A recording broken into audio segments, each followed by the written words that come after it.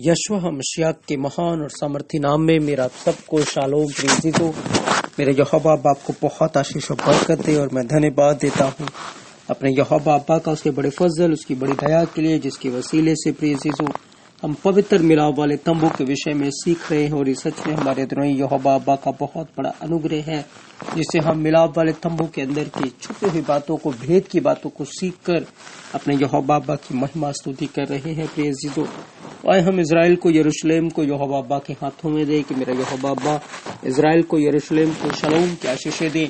और इजराइल की जो खोई हुई भेड़े हैं वो सब यीशु मसीह नासरी के नाम से बचाए जाए, वो सब उद्धार पाएं और यहोवा का राज्य सारे इजराइल में, यरूशलेम में आ जाए। यशवा के नाम से आमीन। प्रिय आप जरूर इस प्रार्थना को अपनी दुआओं में जरूर याद रखें, इस विषय को। मेरा यहोवा बाप को बहुत आशीष और बरकत दे। तो प्रिय जीजो, हम सीख रहे थे पवित्र मिलाप वाले तंबू के विषय में कि पवित्र मिलाप वाला जो तंबू था वो मसीह की देह की ओर इशारा करता है। हमने सीखा कि मिलाप वाले तंबू के अंदर जो कुछ भी था वो सब कुछ यीशु मसीह के लिए भविष्यवाणी था, जिसको मसीह ने पूरा किया। हमने सीखा इसके 3 पार्ट होते थे। हमने सीखा वाचा के संदूक के विषय में, और आज के भाग में हम इस वाचा के संदूक को जिन डंडियों के साथ उठाया जाता था उन डंडियों के विषय में सीखेंगे प्रिय जीजो। और मैं विश्वास करता हूं कि आप बहुत सारी आशीषों को, बरकतों को हासिल करेंगे। तो आप इस पूरी स्टडी को बड़े ध्यान से सुने। मेरा यहोवा बाप सबके साथ हो, आप सबको बहुत आशीष और बरकत दे प्रिय जीजो। तो आज का जो हमारा विषय है कि वाचा के संदूक को उठाए जाने के लिए जिन डंडियों का उपयोग किया जाता था उसका रहस्य क्या है, उसका भेद क्या है, उसका मतलब क्या है। प्रिय जीजो, यहोवा ने मूसा को कहा था कि वाचा का जो संदूक है उसको उठाने के लिए बबूल की लकड़ी के डंडे बनाने हैं, और वाचा के संदूक के चारों तरफ एक कड़े होते थे, जिन कड़ों के अंदर उन डंडों को डाला जाता था, और उस डंडे के द्वारा जो लेवी याजक होता था उसको उठाता था प्रिय जीजो। और उसको उठाकर वो वाचा के संदूक को जब अपने कंधों के ऊपर उठा लेता था तो यहोवा उनकी अगुवाई किया करता था जाने के लिए प्रिय जीजो, चलने के लिए प्रिय जीजो। तो वो इस प्रकार से यहोवा की सेवकाई को, यहोवा के इस काम को किया करते थे। आज हमें ये सीखना है, ये डंडियों का जो भेद है वो क्या है प्रिय जीजो। यदि आप इब्रानी भाषा में पढ़ते हैं तो डंडे को, यहाँ पर इब्रानी जो शब्द है वो बद दिया गया है प्रिय जीजो, बेथ और दैलित, बेथ और दैलित, बद। अब गौर फरमाए, यहाँ पर 2 चीजें आपको मिलेंगी, बेथ और दैलित। बेथ जो है वो बर की ओर इशारा करता है, यानी कि पुत्र की इशारा करता है, या बैन की ओर इशारा करता है, जो पुत्र यीशु है, मसीह है। और दैलित जो है प्रिय जीजो वो दरवाजे को दिखाता है, ये दैलित है। इसकी पिक्टोग्राफ दरवाजा है प्रिय जीजो, जैसे कि आप स्क्रीन के ऊपर देख रहे हैं। तो यहाँ पर हमें एक भेद की बात मिलती है कि पुत्र एक दरवाजे को खोलता है जिसको कोई भी बंद नहीं कर सकता, क्योंकि यीशु मसीह ने कहा उसके खोले हुए को कोई बंद नहीं कर सकता और उसके बंद किए हुए को कोई भी खोल नहीं सकता। हाँ प्रिय जीजो, बद में हमें एक बात, एक भेद मिलता है कि यीशु मसीह एक ऐसा दरवाजा खोल रहे हैं जिसको कोई भी बंद नहीं कर सकता। याद रखें, इंसान कभी भी उस दरवाजे को नहीं बंद कर सकता, ना कोई भी ताकत उस दरवाजे को बंद कर सकती है सिवाय यीशु मसीह के, क्योंकि उसके खोले हुए को कोई भी बंद नहीं कर सकता, उसके बंद किए हुए को कोई खोल नहीं सकता। सच में ये उसका अनुग्रह है प्रिय जीजो, उसकी दया है। तो मैं आपको बताना चाहता हूं कि बद के अंदर बहुत सारी भेद की बातें छुपी हैं प्रिय जीजो। ये जो डंडा है प्रिय जीजो, जब इसको बनाना था तो यहोवा ने मूसा को कहा कि फिर बबूल की लकड़ी के डंडे बनाना और उन्हें सोने से मढ़ना। प्रिय जीजो, बबूल का डंडा है, अंदर बबूल की लकड़ी है, और बाहर से जब आप उसको देखेंगे तो सोने से उसको पूरी रीति से मढ़ दिया गया है। और जब आप देखते हैं कि ये जो डंडे हैं, इन दोनों डंडे को जब आप जोड़ देंगे प्रिय जीजो, एक डंडा को और दूसरे डंडे को इस तरीके से जोड़ देंगे तो ये दोनों डंडे मिलकर एक क्रूस बन जाएंगे प्रिय जीजो। और यहाँ पर आपको क्रूस की तस्वीर मिलेगी। अब यहाँ पे गौर फरमाइए, जो डंडे हैं, जो लकड़ी का है, वो एक इंसान के जीवन की ओर इशारा करता है, और जो सोना है वो यहोवा की ओर इशारा करता है, वो यशवा मसीह की ओर इशारा करता है। प्रिय जीजो, बबूल की लकड़ी एक साधारण लकड़ी है, उसके ऊपर कांटे होते हैं जो गुनाह की ओर इशारा करता है, लेकिन यहोवा ने जब उस लकड़ी को लिया, ऊपर से कांटों को हटा दिया गया और उसको पूरी रीति से छील कर बिल्कुल ही कांटे लेस कर दिए गए, उसके अंदर से गुनाह को हटा दिया गया और उसके बाद सोने से उसको मढ़ दिया। जब आप उसको दूर से देखेंगे या उसको अपने हाथ में लेंगे तो आपको लकड़ी नजर नहीं आएगा, लेकिन अगर आपको कुछ नजर आएगा तो सोना ही नजर आएगा। प्रेजीजो, हाँ प्रेजीजो, मैं और आप गुनाह के अंदर थे, पाप में थे। यहोवा ने हमें चुना यशूआ मसीह में और हमारे जीवन से बुराई के कांटों को, गंदगी के कांटों को निकाल दिया। एक और बात हमें यहाँ सीखना है, उसके बाद हमने यीशु मसीह को पहन लिया जो यहोवा है। हमने यीशु मसीह को पहन लिया, जैसे उस लकड़ी के ऊपर सोने से उसको मढ़ दिया जाता था, सोने से उसको पूरी रीति से मढ़ दिया जाता था, उसी तरीके से मैं और आप पूरी रीति से यीशु मसीह में डूब चुके हैं। हाँ, दुष्ट की हुकूमतों को हमारे अंदर, हमारे बाहर यीशु मसीह नजर आते हैं, वो हम नहीं दिखते, पर हमारे बाहर यशवा मसीह नजर आते हैं, क्योंकि मैंने और आपने यीशु मसीह को पहन लिया है। तभी पौलुस शाऊल हमें सिखाता है कि यीशु मसीह को पहन लो और शरीर की अभिलाषाओं को पूरा करने का उपाय ना करो। प्रेजीजो, जो कोई भी क्रूस के पास आएगा, यानी कि जब उन दोनों डंडों को आप जोड़ देंगे तो क्रूस बन जाएगा, और क्रूस वो दरवाजा है जो यहोवा ने इस मानव जाति के लिए खोला है कि जो कोई अपने पापों से मन फिराएगा, गुनाहों से तौबा करेगा, वो नाश नहीं होगा, परंतु वो अनंत जीवन के लिए स्वर्ग के फाटक से, स्वर्ग के दरवाजे से प्रवेश कर जाएगा। प्रेजीजो, तो उन डंडों के अंदर भी हम एक उद्धार की झलक को देख सकते हैं, उद्धार के भेद को देख सकते हैं। प्रेजीजो, कि वहां पर हमें एक ऐसा दरवाजा मिलता है, एक ऐसा मार्ग मिलता है जो हमें अनंत जीवन की ओर ले जाता है। और वो जो दोनों डंडे हैं वो क्रूस की ओर इशारा करता है। अंदर से तो वो लकड़ी है, लेकिन बाहर से वो सोने से मढ़ दिया गया है। हम देखें तो वो लकड़ी इंसान का जीवन है, सोना यहोवा है।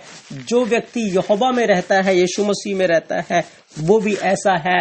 और जब वो दोनों मिल जाते हैं तो क्रूस है, क्रूस यहोवा की वाचा है। तो जो इंसान यीशु मसीह में छुपा रहता है वो वाचा में रहता है, और उसी के लिए वो दरवाजा, स्वर्ग का फाटक खुला हुआ है, इसे कोई भी बंद नहीं कर सकता।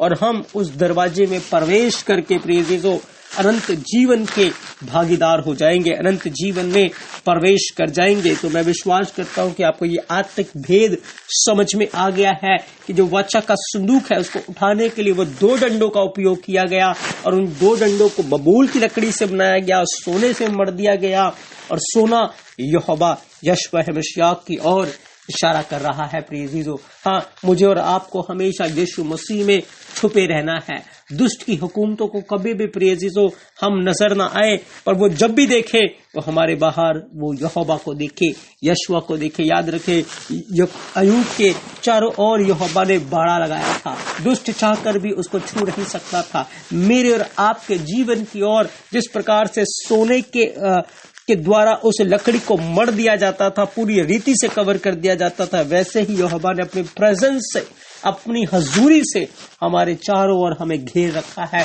हमें मढ़ दिया है उस सोने की नाई। प्रियजनों, क्योंकि मैं और आप बबूल की लकड़ियां हैं, और यहोवा ने सोने से हमें मढ़ दिया है, विश्वास रूपी सोने से, अपनी प्रेजेंस रूपी सोने से हमें मढ़ दिया है। और जब यहोवा हमारी चारों ओर अपनी प्रेजेंस के द्वारा हमारी रक्षा करता है, अपनी उपस्थिति के द्वारा, तो कोई भी हमें छू नहीं सकता। प्रियजनों, और फिर वो हमारे लिए वो मार्ग खोल देता है, वो दरवाजा खोलता है जो हमें अनंत जीवन की ओर लेकर जाता है, हमें हमारे यहोवा अब्बा की ओर ले जाता है। प्रियजनों, और वो दरवाजा यीशु मसीह ने खोला है, कोई भी उसको बंद नहीं कर सकता। इसीलिए मुझे और आपको हमेशा हमेशा के लिए यीशु मसीह को पहने रहना है, ईमान में बने रहना है, विश्वास में बने रहना है। प्रियजनों, अब गौर फरमाए, उन दोनों डंडों के द्वारा ही उस वाचा के संदूक को उठाया जाता था। प्रियजनों, मैं और आपको उठाने के लिए यहोवा ने वाचा को रखा है। यदि हम वाचा में रहेंगे, क्रूस एक वाचा है, विश्वासी को क्रूस उठाकर यीशु मसीह के पीछे चलना है। प्रियजनों, अगर विश्वासी क्रूस उठाकर यीशु मसीह के पीछे चलेगा तो ही वो ऊपर की ओर उठाया जाएगा। याद रखिए, क्रूस के ऊपर यीशु मसीह ऊंचे पर चढ़ाया गया था, ऊंचे पर उठाया गया था। जैसे वाचा के संदूक को डंडों के द्वारा कंधों के ऊपर उठा लिया जाता था, यीशु मसीह क्रूस के द्वारा ऊंचे पर उठाया गया था, ऊंचे पर चढ़ाया गया था। और जब वो ऊंचे पे चढ़ा तो लिखा है वो बंदियों को बांध ले गया, उसने उद्धार का वो काम पूरा कर दिया। हाँ, क्रूस के ऊपर जब वो ऊंचे पे चढ़ाया गया था, हर कोई उसको देख सकता था।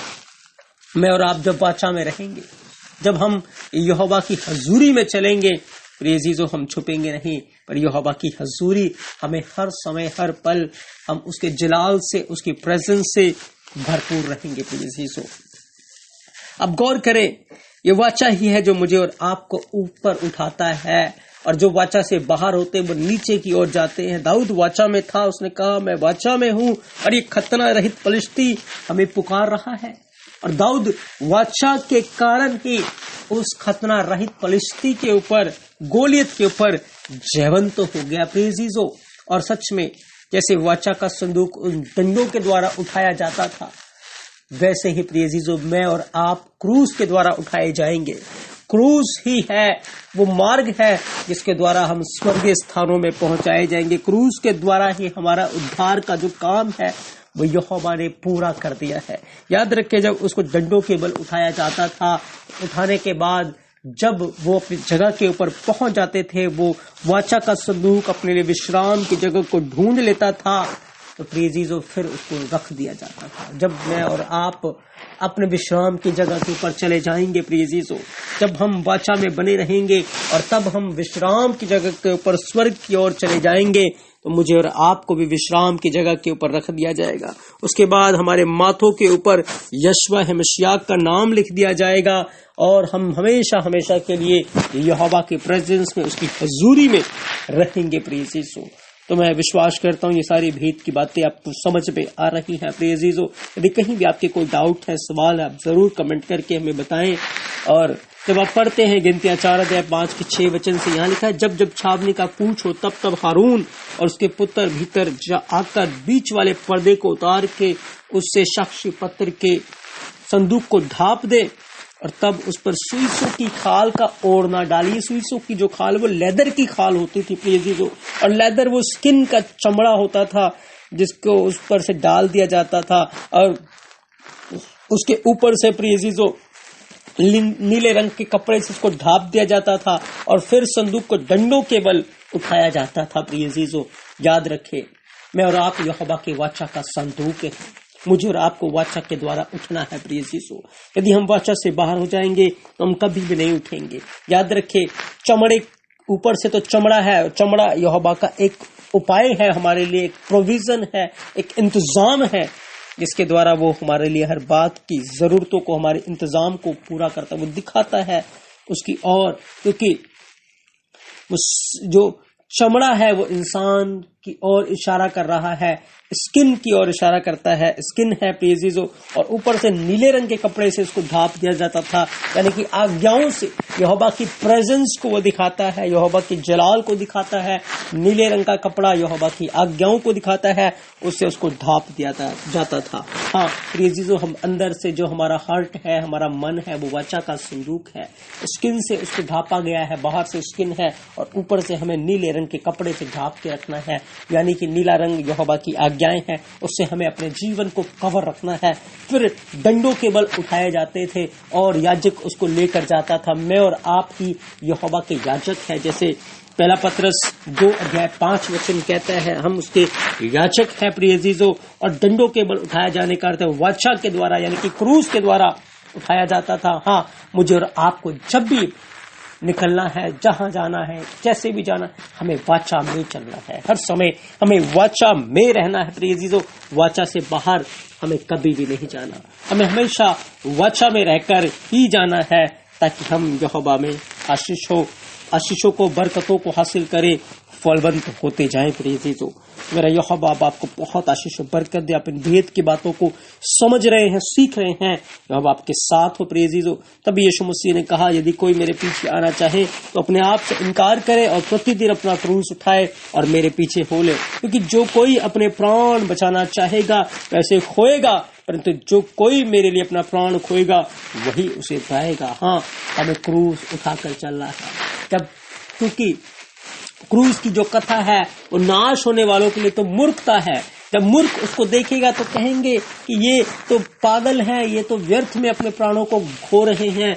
लेकिन प्रिय यीशु, हम खो नहीं रहे हैं, पर क्रूस में चलकर, क्रूस को उठाकर, बादशाह में चलकर हम अपने प्राणों को बचा रहे हैं। क्योंकि प्रिय यीशु मसीह ने कहा, जो कोई अपना प्राण बचाना चाहेगा, संसार अपने प्राण को बचाने के लिए क्रूस से दूर भागेगा और उसको खो देगा। लेकिन विश्वासी अपने प्राण को खोने के लिए क्रूस उठाए हुए चलेगा, लेकिन वो अनंत जीवन की ओर बढ़ रहा है। उसके लिए वो दरवाजा खुला हुआ है जिसको संसार या कोई भी बंद नहीं कर सकता।